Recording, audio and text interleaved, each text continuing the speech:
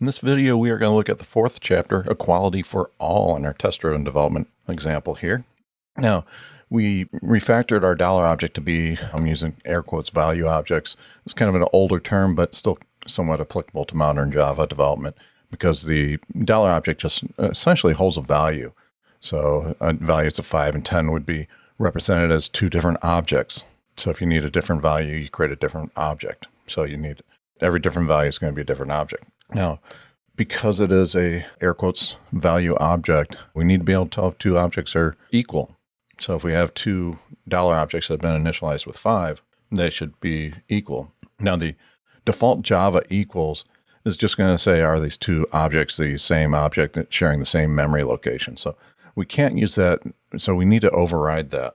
So on our to-do list, I've added a new task there, and you can see that it's bold. We are going to go in and implement the equals method so that we can tell that these two objects are in fact equals. So I'm going to jump over to IntelliJ and we'll take a look at that now.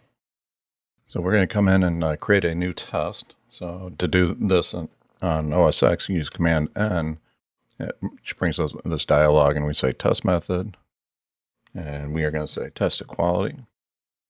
And what we should be able to say is assert equals new $5.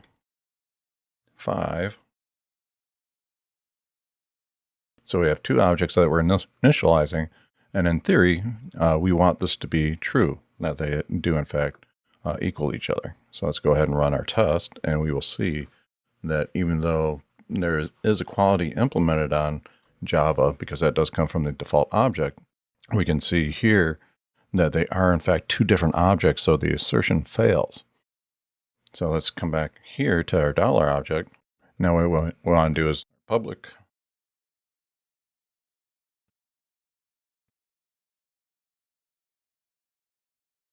and we're just going to do a simple return true. So now we have our equals method that has been implemented. And let's come in and rerun our test. And this should now be true. And now we can see that that does in fact work for this test. But what if we have this, assert not equals new $5 and new $8. So clearly not equal. So let's go ahead and run that. And we can see we're always returning true. So of course that is going to be the case. So let's go ahead and implement that. We can say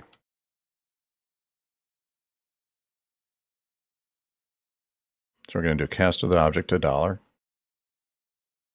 Now we can say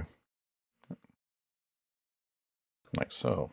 So now we still have a couple problems. Our amount field is still publicly available, but now we're going to say that, and we can see that this should work now.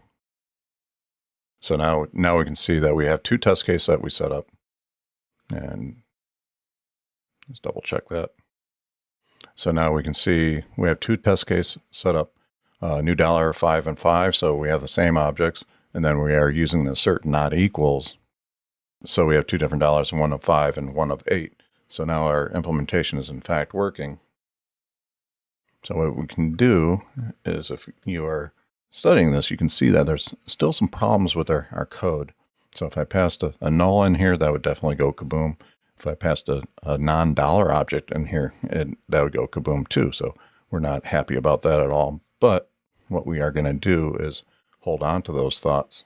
And let's toggle back over to our to-do list. Going back to our to-do list, we can see that I've crossed off implementing the equals, but now hashcode is a very commonly used function that we want to be able to implement on our object as well. And then obviously the method that we implemented, if we passed a null in there, we'd get an NPE for sure. And if we passed a different object in there, that would fail as well. So we'd get a runtime exception there. So we put those on our to-do list, and we will do those in a future video.